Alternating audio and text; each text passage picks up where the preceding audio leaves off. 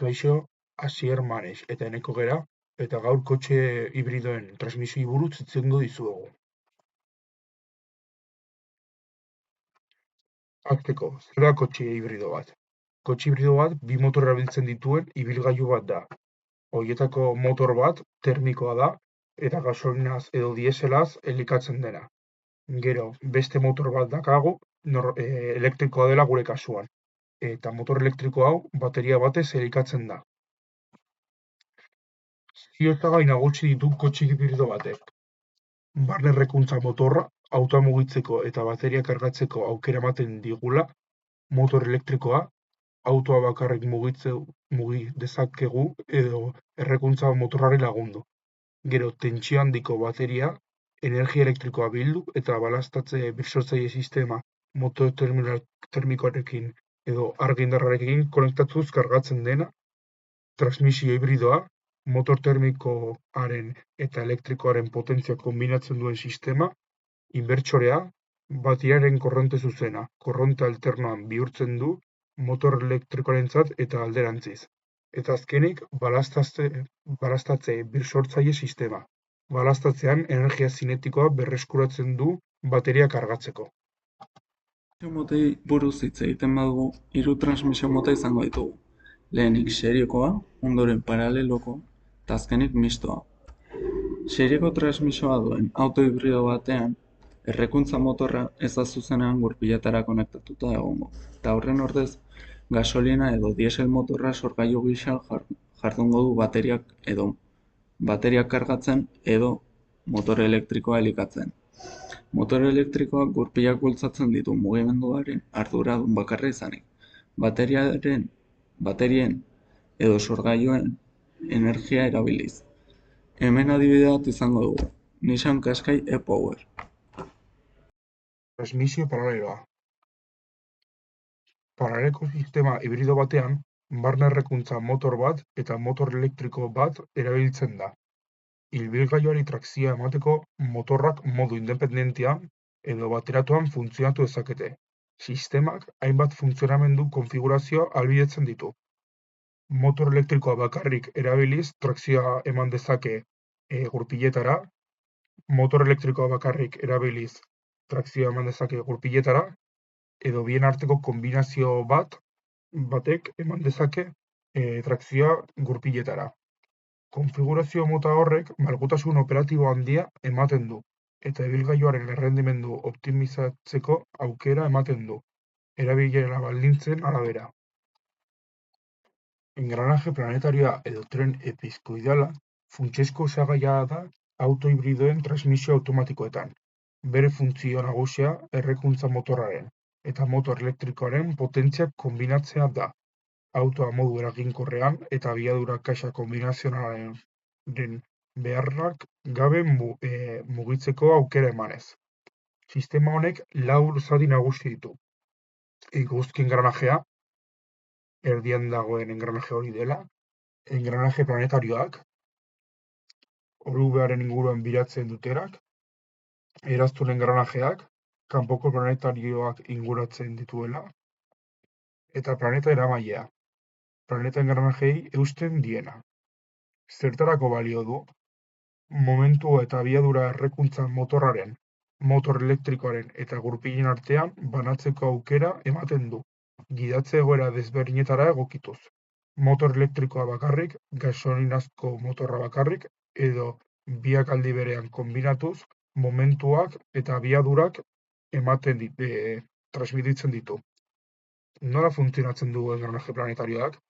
Sistemak portaera aldatzen du finkatzen den zatiaren potentzia jasotzen duenaren eta irteera gisa jarduten duenaren arabera.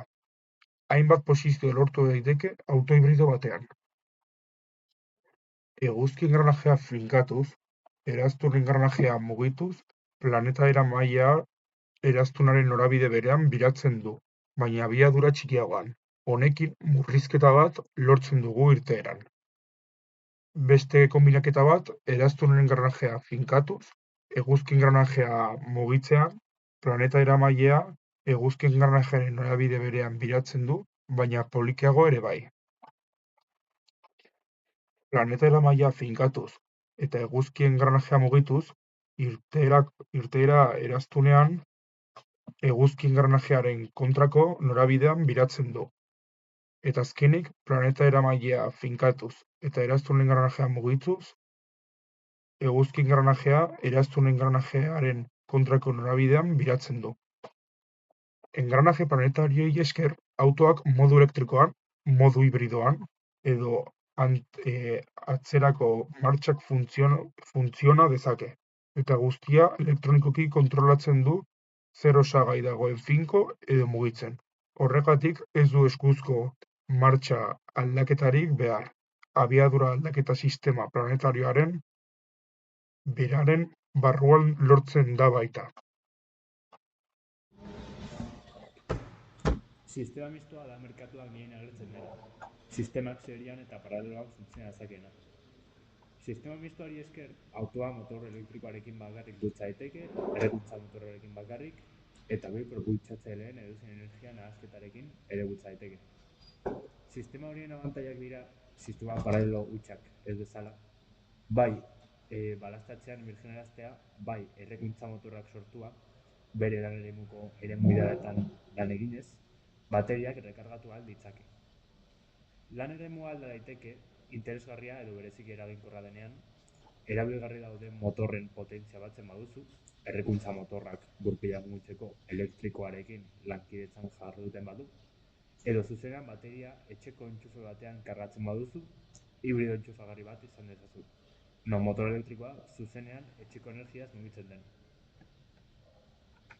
Honda CRV baten mugimendu eskema azalduko dizuegu.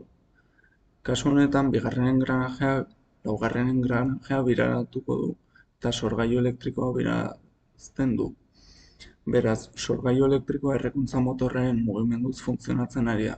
Sorgailu elektriko honek energia biltegiratzen du baterian. Bateriak elektrizitatea ematen dio motor elektrikoari, eta motor elektrikoak D-ardatza mugiarazten du. D-ardatzaren mugimenduak 10. engranajea birarazten du, eta horrek aldi berean C-ardatz honetako 9. engranajea. C-ardatzaren biraketak 7. engranajea birarazten du, E-ardatzaren 11. engranajea bultzatzen duena, eta 11. engranajeak gurpilak mugitzen ditu. Kasu honetan, propulsioa erabat elektrikoa izaten da. Potentzia gurpiletara iristeko beste bi modu daude. Errekuntza motorra A-ardatzaren inguruan biratzen da.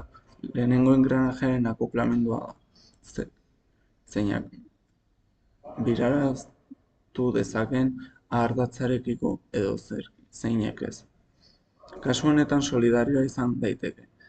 Lehenengo engranajean mugimendu horrek 6. engranajea mugiarazten du, C-ardatzari birarazten diona. C-ardatzaren biraketak berriro mugitzen du 7. engranajea eta 11. engranajeak bultzatzen duena, eta gurpilak mugitzen dituena. Bestalde, beste aldaketa erlazio bat hauta daiteke.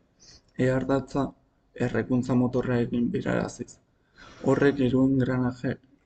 engranajeari birarazten dio, zeina beti engranajearekin solidarioa baita, eta honek 8. engranajea birarazten du.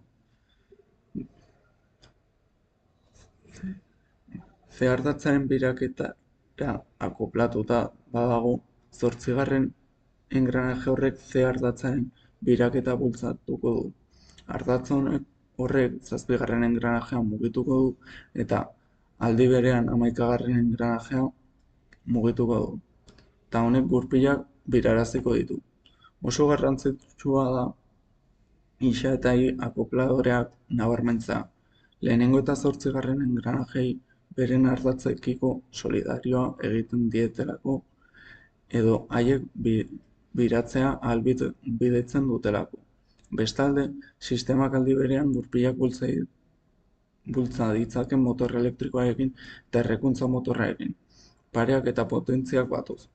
Baina errekuntza motorrak bakarrik gurpilak bi erlazioetako batekin lotu daiteke aldi berean. Beraz, isa akoplagailua edo ia akoplagailuak bakarrik egon daiteke akoplatua, baina inoiz ez biak batera.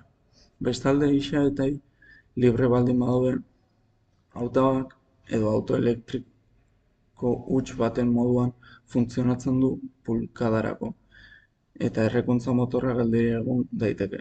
Errekuntza motorra gainera sorgailu elektrikoa abiaraz dezake eta laugarren engranajea birarazi.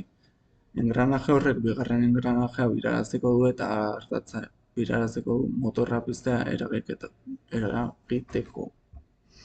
Honda Civica, Honda CR-V daukana baino sistema sinpleago bat du, non laranjaz marraztuta konbusti motorea dago, generadore elektrikoari konektatuta, horrela beti konektatuta daude, beti energia generatzen bateriarentzat.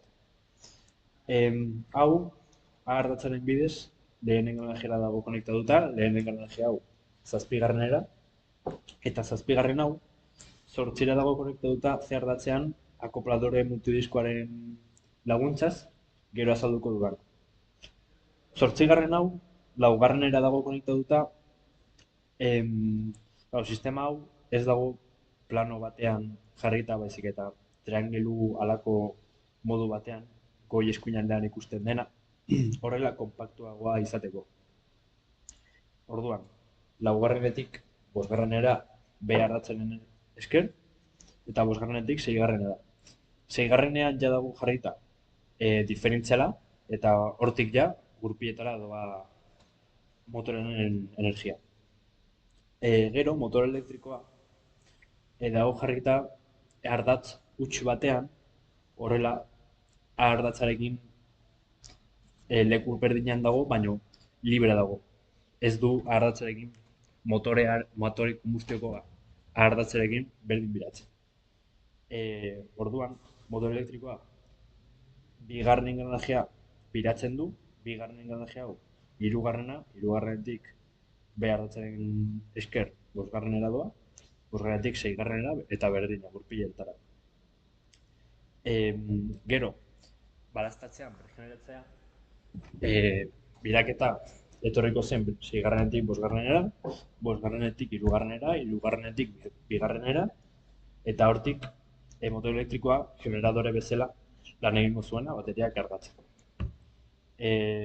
Sistema guztia, akopladore multidiskoaren esker, laguntzen du motor elektrikoa eta konbustikoa batera lan egiten. Hori ja da, sistemaren nahian akoplatuko du. Akopladorea prezisio handiarekin lan egingo du motoraren biraketa bidearekin, horrela kolpeak ez emateko gidaria gida suabe bat izateko eta akopladorearen bizitza luzatzeko. Orain, transmisio sistema bakoitzaren abantei eta desabanteiei buruz hitz egingo dugu.